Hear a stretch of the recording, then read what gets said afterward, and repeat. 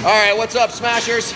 Another day, Delta, Friday. You know what today is? Today's Whiplash Day. Oh, bet you didn't know that. You know why? It's because of her. It's her fault.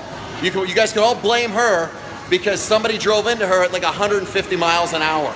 Almost killed her because they weren't paying attention. So you know what we're gonna do? We're gonna help her. That's why. So she's got issues with her neck, so I figured, you know what, if one person has whiplash, lots of people do, but we can actually translate this into neck pain, neck issues, and neck mechanics. So we're gonna do two things. We're gonna fix her, because why? Because I love her, she's awesome, she's a great friend. And number two is, when your neck is all hijacked, when mechanics of rotation, extension, and flexion are all, even lateral deviation with the neck, aren't working properly, it's not just the cervical spine. You have to think the trapezius muscle comes across the base of the skull, right? That nuchal line goes all the way to T12 and then comes out to the clavicle and interdigitates with that scapula. So if your scapular motion is hijacked, your neck motion is going to be hijacked. If your neck doesn't move right, neither does everything else, because we have what's called a righting reflex, which orients our eyes to the horizon, but more importantly, that reflex also allows us to move. Where we look is where we go. And you can test the theory by getting on the freeway, which is probably why she got hit, because the person wasn't looking where they were going. Because remember, you look where you drive, or you drive where you look. Skip Barber Racing School taught me that. But if you turn your eyes this way, your body's gonna wanna go this way. So the problem was, if the neck mechanics aren't working right, the proprioceptive input, so the neurological input telling your brain where your body is and your body where your brain is, or your body tells your brain where it is, what happens is you wind up turning this way instead. So the mechanics get altered, which means your shoulders don't function right either, all because neck mechanics aren't working right. There's so much what's called sensory input, proprioceptive input, that governs motor control in your neck, or that relates to the rest of the body. It's mind-blowing. So what needs to happen is, imagine this, your head starts to translate forward because the SCM, sternocleidomastoid, comes down through here, attaches on that mastoid process and hits the sternum, right? So all that stuff needs to be unloaded, plus you have levator scapula, that's gonna attach up in the cervical spine.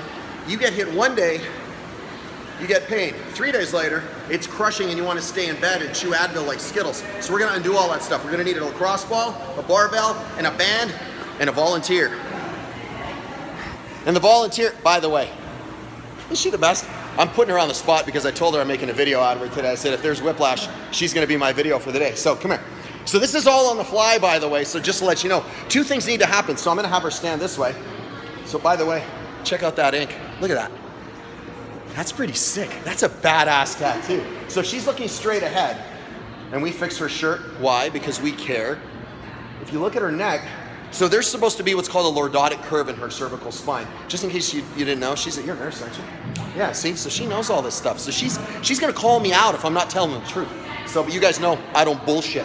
So you look straight, there's supposed to be a lordotic curve in here. What winds up happening is when you go through an impact, her head gets mashed into the back of the headrest. Okay, I'm shaking because I did a lot of muscle ups. Her head gets mashed, she's smiling because she knows it's true, I did them right beside her. Her head gets mashed into the back of the headrest, and then it gets propelled forward because there's that acceleration, deceleration movement, and it's like a whip, that's why it's called whiplash, but it stretches out a ligament that runs down the front called the anterior longitudinal ligament, and it's gonna hijack that curve and straighten it out, so we need to restore that curve so the mechanics work right, and then we just wanna take care of her. So the first thing she's gonna do is stretch out scalenes. There's 3, 1, 2, 3, right, anterior, posterior, middle. So she's gonna grab the band, she's gonna wind it up in her wrist. Check that out, by the way. See that? See how she knew what to do right away? That's a good listener right there. She's gonna face me. Turn all the way and face me. She's gonna load up. I'm gonna move the barbell so she doesn't kill herself, because all bad things happen when we roll around on barbells, right?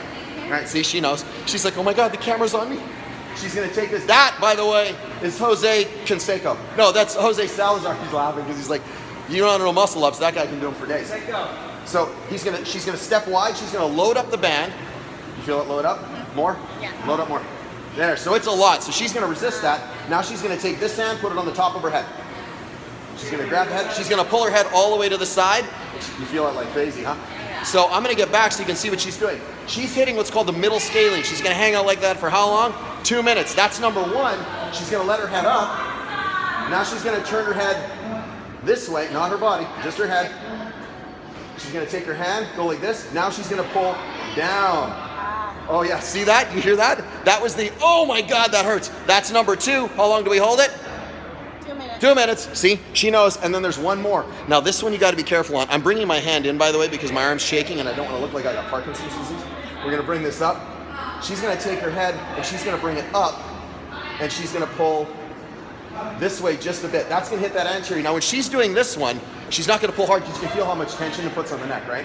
Yeah, a lot. She's gonna hang out in this position again for how long? 2.